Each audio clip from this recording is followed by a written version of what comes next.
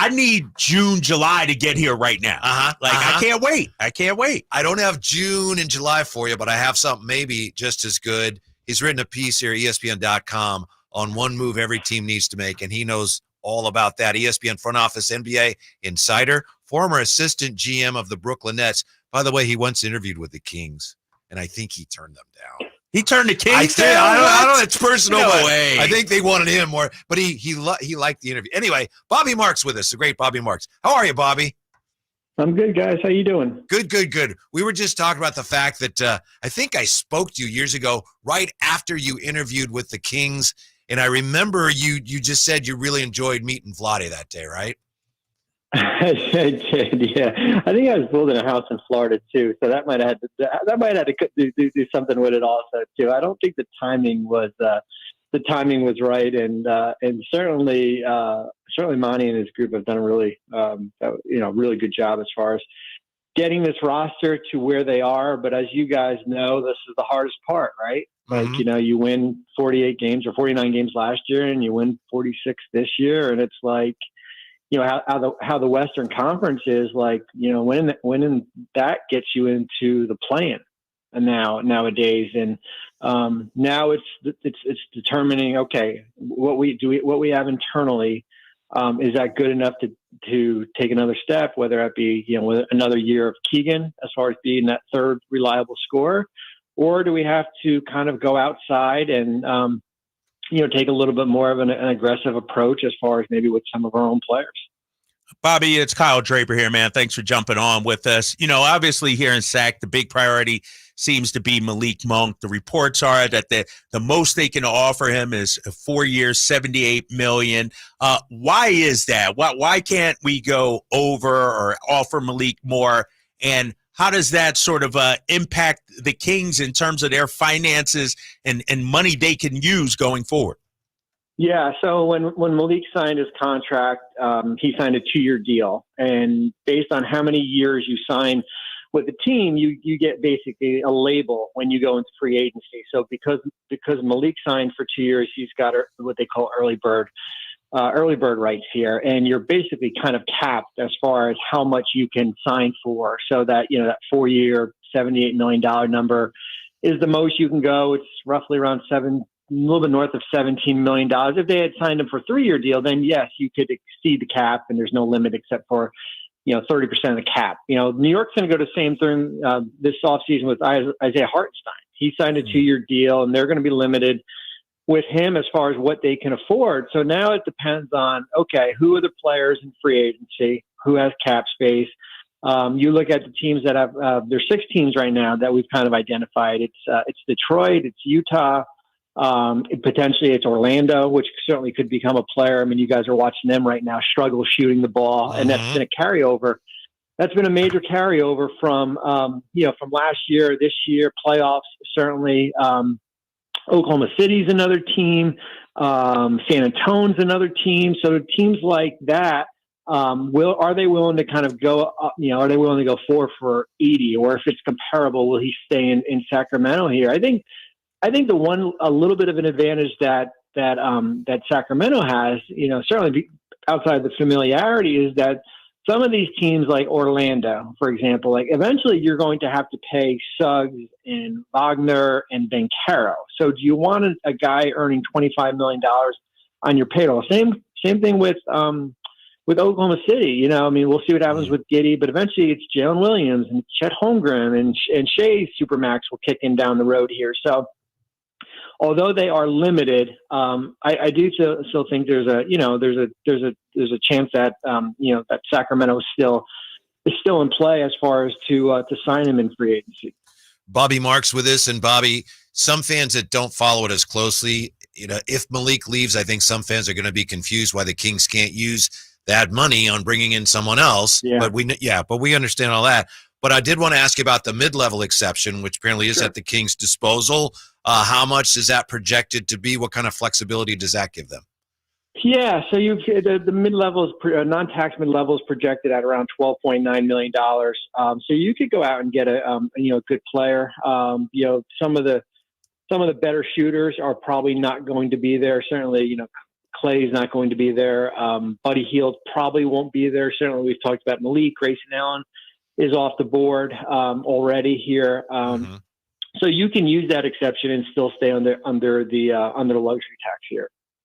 Bobby, one of the things that I guess from a Kings perspective that I just don't get or understand, and maybe it's, as simple as, we don't have the money like they do, but I look at a team like Boston and all their big contracts, Jaylen Brown, Tatum's going to kick in. They just signed Drew Holiday.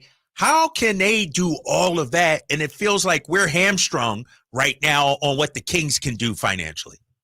They can do it because they've got really good depth. That's the big thing here. So, and they basically, certainly when you draft Tatum and you draft Brown, and then you basically, you keep on extending them, and then you can go out and exceed the salary cap. The Derek White trade was terrific for them, where they basically, parlayed a couple rotational players. Porzingis, Marcus Smart turned into Porzingis. Al Horford turned into Kemba Walker turned into Al Horford. And then I said this on Sunday. So yes, they are what we call this first and second apron team, where you're restricted as far as how you go out and add.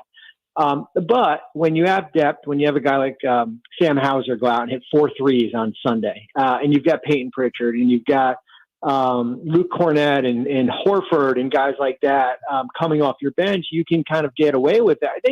I think at the end of the day, it's going to be interesting how many teams are willing to kind of go into the luxury tax, because eventually, starting next year, the tax rules, if you're in there between between 0 and 10 million, it's not as restrictive as it once was.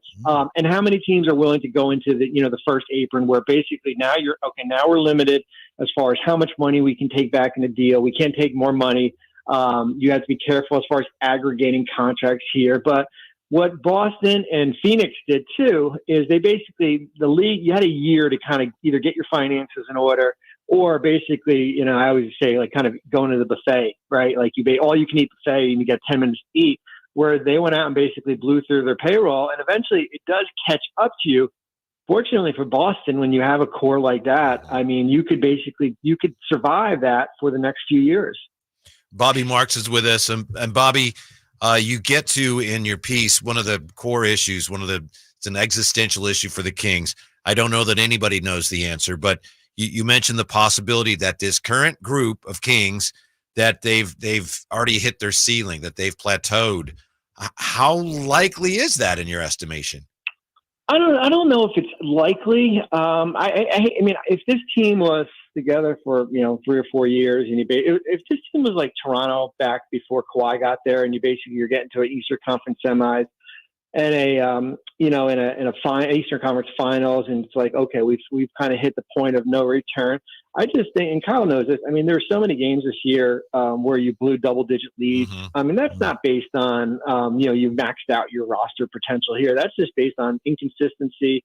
It's based on the ability to close games. It's based on mental toughness. It's based on, a lot of different things here. So I think if we're talking a year from now in Sacramento has won 47 games and you're losing the play-in, and I think, okay, now where are we here? But you get teased, you win, you're the 3rd seed last year, you lose in a tough 7 games, and it's like you're not supposed to be sitting at home right now. It's supposed to be kind of taking that next step, and that's why I said, like, listen, you could stay as is. You can bring, you can maybe, even if you brought Malik back, and I think that him getting hurt played a big role in how things ended, and you could still be sitting at 47, 48 wins by chance here.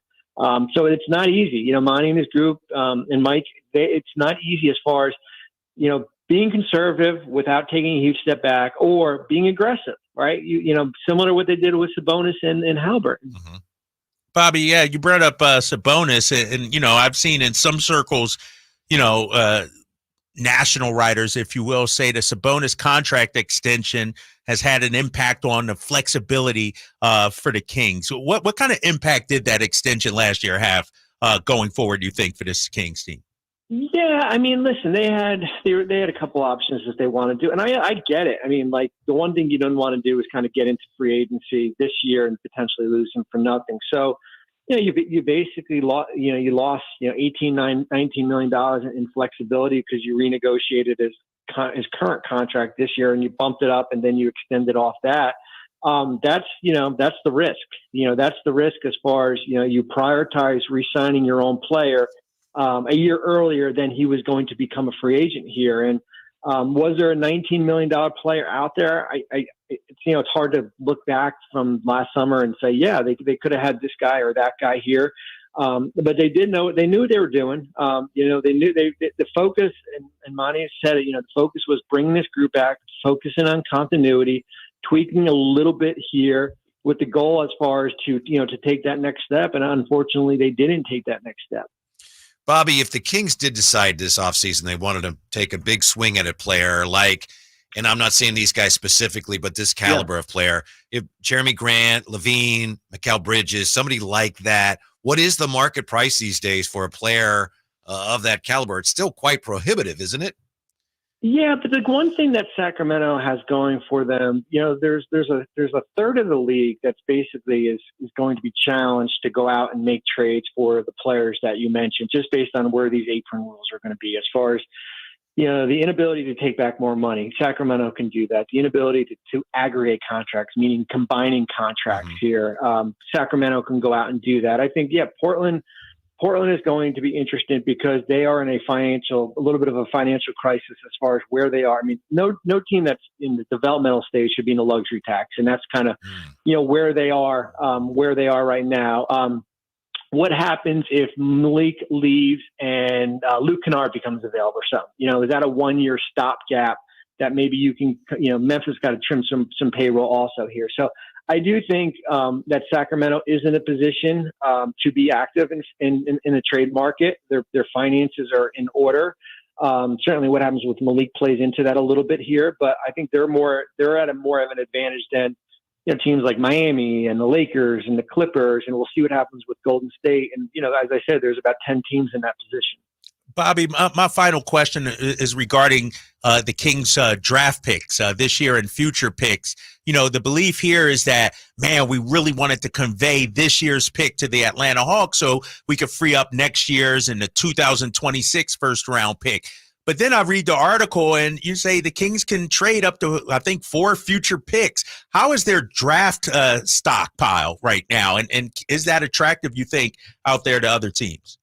Yeah, so they can move their own first this in June, starting the night of the draft. So that's another pick. And yes, I think if you were asking Sacramento, you probably would have wanted to convey this year's first to Atlanta based on the potential of next year's draft. There's certainly protection on what you owe next year. When you get to June, the calendar year jumps another year. So basically, it goes to 2031. You can trade picks within a 7-year window here. So you're looking at, certainly this June's pick and then, maybe 3 years out based on when that Atlanta pick is conveyed here. So you do, and you've got, you certainly got pick swaps if you want to do that. That's a little more dangerous here. But I do think if you're asking, Sacramento won't say on the record, but if you're asking, hey, if you had a choice, would you rather have the 13th pick in the draft or the potential of moving next year's pick or having next year's pick at your disposal, I think they would have probably picked, having that 2025 first to either keep or move. Bobby, can't tell you how much we appreciate your lessons. I feel a little smarter. How about you, Kyle? Yeah, a little bit. He schooled us for sure. It's incredible. Thank you. Incredibly complicated. He makes it seem so simple. Thank you, Bobby. We appreciate it, and we hope to talk to you again soon.